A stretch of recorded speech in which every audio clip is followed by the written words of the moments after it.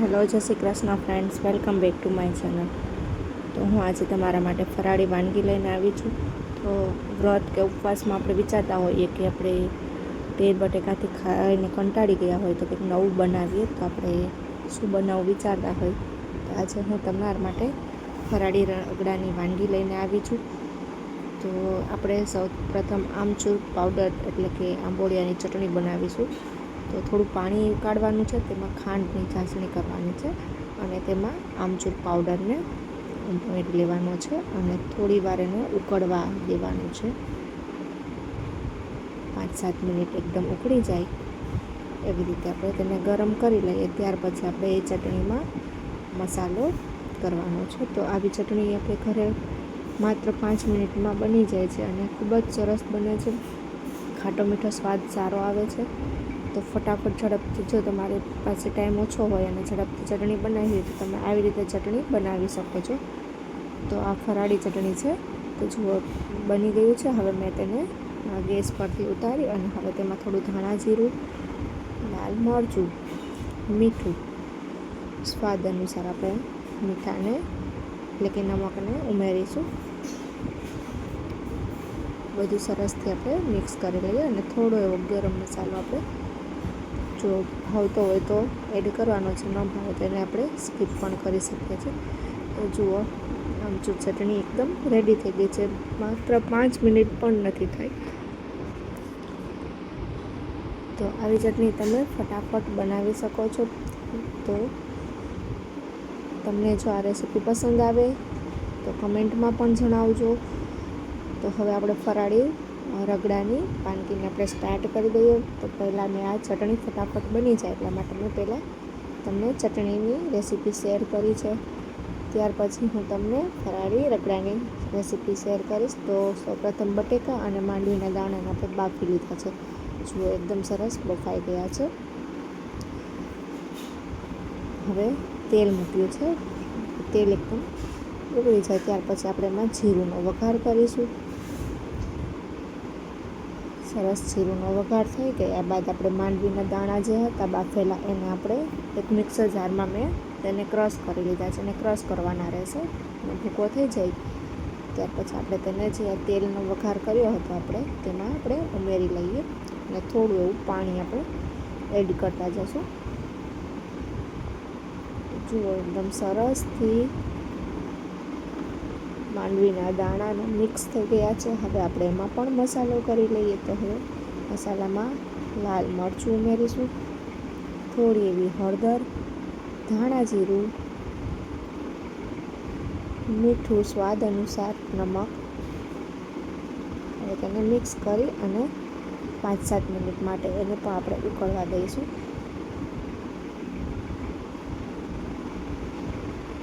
એકદમ ઉકળી જાય ત્યાર પછી જુઓ, થોડી એવી દળેલી ખાંડનો ઉપયોગ કર્યો છે. જો તમને એ ન પસંદ હોય તો તમે તેને સ્કીપ પણ કરી શકો છો. ત્યાર પછી લીંબુનો રસ, તેનાથી ખટાશ કડાશનો સરસ ટેસ્ટ આવે છે. તમને તીખું પસંદ વધારે હોય તો તમે થોડું લાલ મરચું વધારે તેમાં ઉમેરી શકો છો. તો આપણો રગડો એકદમ રેડી થઈ ગયો છે. એ પણ એકદમ ફટાફટ બની જાય એવી રેસીપી છે. તો હવે તેમાં કોથમરી આપણે ગાર્નિશિંગ કરી લઈએ. હવે આપણે તેની પેટીસ બનાવી લઈએ. જે બટેકા બાફ્યા હતા, બાફેલા બટેકાને આપણે રગડામાં ઉપયોગ નથી કર્યો, પણ આપણે આવી રીતે તે બાફેલા બટેકાની પેટીસ બનાવવાની છે. તો જે બટેકા બાફ્યા છે તેનો આપણે એકદમ આવી રીતે મેશ કરી લઈશું, છૂંદો કરી લઈએ.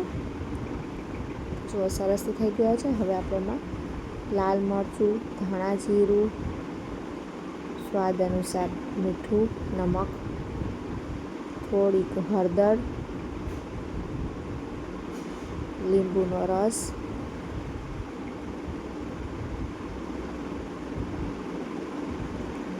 બધું એકદમ સરસ મિક્સ કરી અને એમાં થોડી ખાંડ, થોડોક ગરમ મસાલો અને આપણે કોર્નફ્લોરના બદલે જે ઓલી પેટીસમાં યુઝ કરતા હોય છે, આપણે આ ફરાળી પેટીસ છે એટલા માટે આપણે આમાં આરાનો લોટ, જુઓ આ લોટ છે જે મેં વેફરમાંથી જાતે ઘરે બનાવ્યો છે. તમે ઘરે પણ બનાવી શકો છો, નહીંતર આવી રીતે બજારમાં રેડી પણ મળે છે આરાનો લોટ. એ લોટ થોડોક એમાં મિક્સ કરી અને આવી રીતે આપણે તેને એકદમ મિક્સ કરી લેવાનું છે. હવે આપણે તેની નાની નાની આવી પેટીસ બનાવી લઈશું. ત્યાર પછી આપણે રાજગરાના લોટમાં તેને રગદોળી લઈશું. આપણે ફરાળી પેટીસ કરવાની છે, એટલે આરા લોટ અને રાજગરાના લોટનો ઉપયોગ કરવાનો છે. જુઓ, આવી રીતે પેટીસ આપણે બનાવી લીધી છે. હવે મેં એક તવી મૂકી છે. તવીમાં આપણે થોડું તેલ ચોપડી અને ત્યાર પછી તે જે પેટીસ લોટમાં રગદોળીને રાખી હતી એ રીતે બધી એક પછી એક આપણે આવી રીતે તવીમાં ગોઠવી લઈશું. બધી આખી લાઈનમાં ગોઠવી અને રાખી દઈશું. જો આ લોટમાં આવી રીતે રગદોળી લેવાની છે અને આવી રીતે બધી ગોઠવી સાવ ધીમી ફ્લેમ રાખવાની છે. તેની ડિઝાઇન આપણે લાઇટ પિંક જેવી કરવાની છે. બહુ તેને એકદમ ફાસ્ટ ફ્લેમ પર નથી શેકવાની, સેલો ફ્રાય કરવાની છે. તમે વ્રતમાં તેલવાળું અને બટેકાવાળું ખાઈને કંટાળી ગયા હોય તો આ ઓછા તેલમાં સરસ વાનગી બને છે. જો આવી રીતે આવી ડિઝાઇન કરવાની છે ગુલાબી. તો આવી રીતે બંને સાઈડ આપણે 2-3 મિનિટ માટે આપણે તેને સેલો ફ્રાય કરી લઈએ. તો આ રેસીપી પણ એકદમ ભાવે એવી છે. તો આઈ હોપ કે તમને બધાને આ રેસીપી પસંદ આવી હશે. કમેન્ટમાં પણ જણાવજો કે આ રેસીપી કેવી છે, અને તમે બીજી કોઈ પણ રેસીપી શીખવા માંગતા હોય તો એ પણ મને કમેન્ટમાં જણાવજો. હું એ પણ બનાવી અને તમને શેર કરીશ.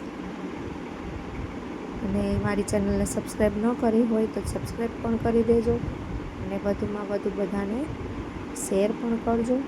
તો જુઓ, પેટીસ એકદમ સરસ રેડી થઈ ગઈ છે.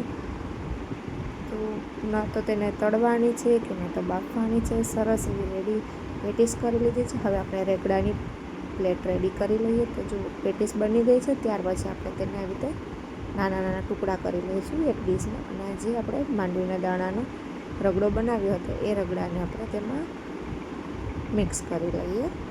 ત્યાર પછી મેં સાઈડમાં ટમેટાં અને સફરજન સુધાર્યા છે.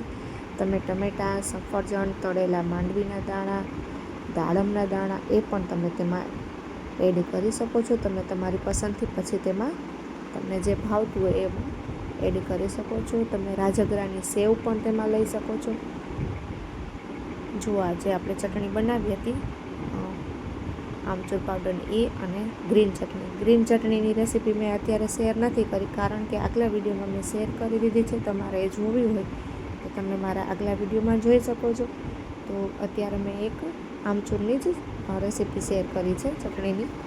એ બંને ચટણીને એડ કરીશું. ત્યાર પછી મેં અહીંયા ફરાળી ચેવડો છે તે એમાં મિક્સ કર્યો છે. તમે તેમાં રાજગરાની સેવ અથવા વેફરનો ભૂકો છે એ પણ તમે તેમાં એડ કરી શકો છો. તો જુઓ, આ રેડી થઈ ગયો છે રગડો.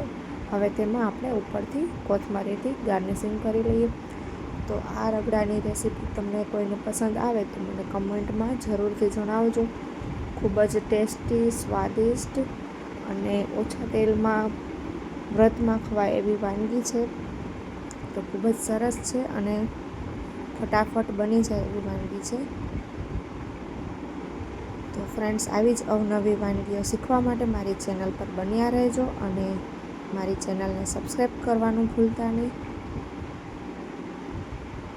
અને આવી અવનવી રેસીપી જોવા માટે બેલ આઇકોન પર પ્રેસ કરવાનું પણ ભૂલતા નહીં.